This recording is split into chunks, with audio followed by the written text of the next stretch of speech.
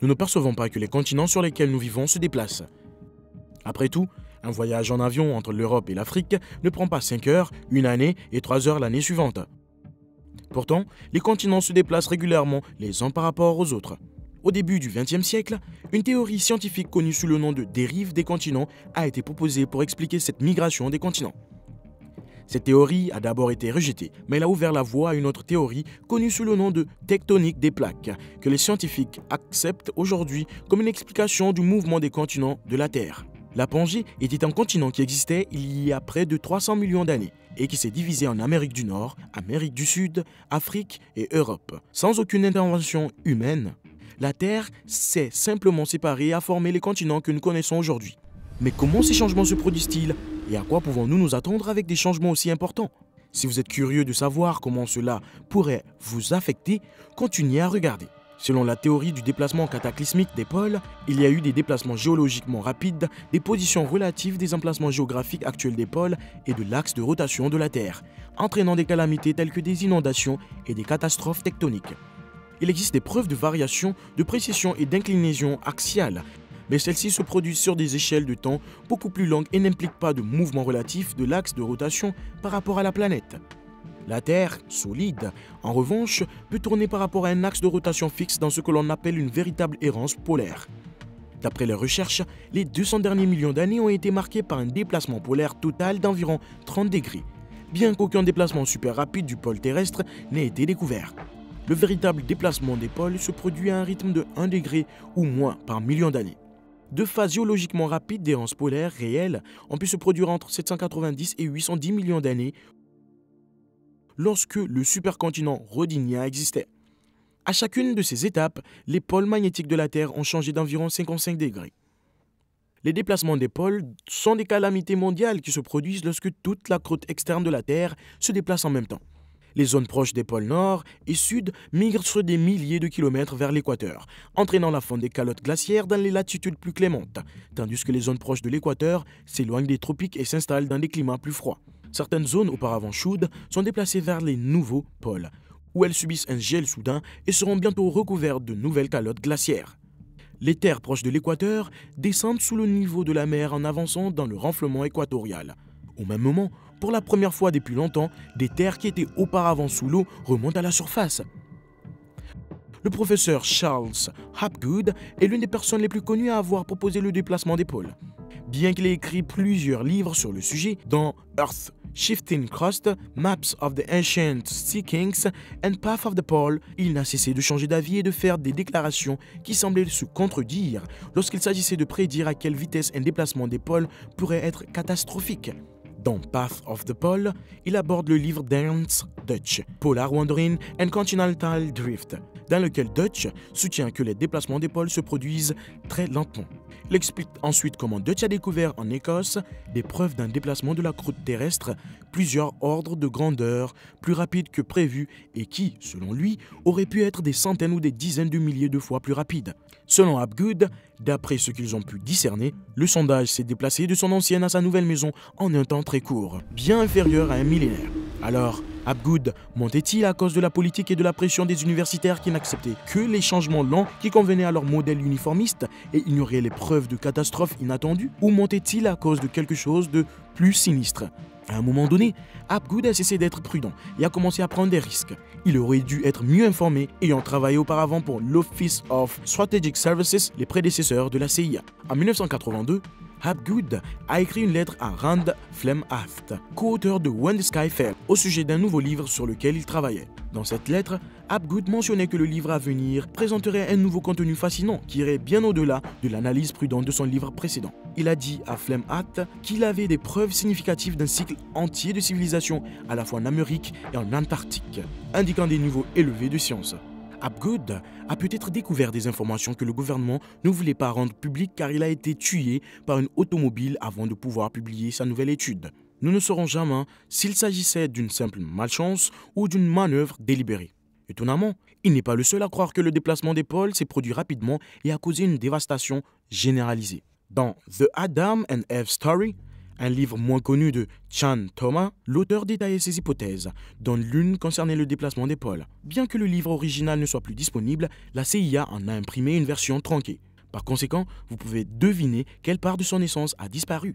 Alors, qui était Chan Thomas? Et pourquoi son livre a-t-il été si fortement censuré? Quelle information peut-il contenir qui ont incité la CIA à intervenir? Chan Thomas a fourni des preuves d'un déplacement imminent des pôles qui provoquera une calamité. Et il a souligné que ces mouvements des pôles sont cycliques. En fait, à des périodes presque régulières, un certain type de catastrophe naturelle anéantit presque toute vie humaine et nous devons recommencer à zéro. Il pensait que la civilisation actuelle était la 6e civilisation avancée à voir le jour sur Terre et que de nombreuses autres civilisations ont pu être bien plus cultivées et avancées que nous ne le sommes aujourd'hui. Cependant, il est difficile de le corroborer, car plus on monte dans le temps, plus il est difficile d'en avoir la certitude. Notamment parce que certaines de ces civilisations vivaient sur des continents qui n'existent plus. Quoi qu'il en soit, Chan pense que la situation est claire. Il croit que le sondage se déplacera rapidement, et quand il le fera, la destruction suivra dans son sillage, oblitérant tout sur son passage. Il n'y aura pas d'avertissement, juste un grondement subtil qui passera de l'inaudible à un boom tonitruant lorsque les secousses commenceront. Mais ce sera différent de tous les tremblements de terre de l'histoire. Les montagnes de Californie trembleront comme des fougères sous l'effet de la brise, tandis que le Pacifique se retournera et s'empilera en une montagne d'eau de mer de plus de 3 km de haut, avant de se précipiter vers l'est. Cette montagne d'eau se déplacera à 1000 miles par heure, enterrant Los Angeles et San Francisco comme s'il s'agissait de grains de sable. Ces vents violents s'expliquent par le fait que la Terre tourne à environ 1000 miles par heure. Mais nous ne nous en apercevons pas car tout tourne ensemble sur la planète. La Terre, l'océan, l'atmosphère et tous ses habitants. Thomas pense que lorsque le déplacement des pôles se produira, l'air et l'eau de la Terre continueront à tourner.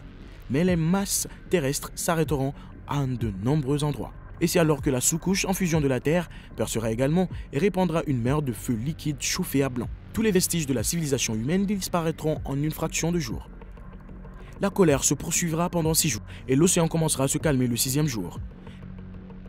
La base dans le golfe du Bengale, juste à l'est de l'Inde, sera désormais au pôle Nord, tandis que la base dans l'océan Pacifique, juste à l'ouest du Pérou, sera au pôle Sud. Dans les zones polaires nouvellement établies, de nouvelles calottes glaciaires se formeront. Le Groenland et l'Antarctique, qui tournent actuellement sur l'équateur, arboreront alors une luxuriante verdure tropicale. Oui, cela ressemble à la fin du monde, mais ce n'est pas le seul changement dont il faut s'inquiéter.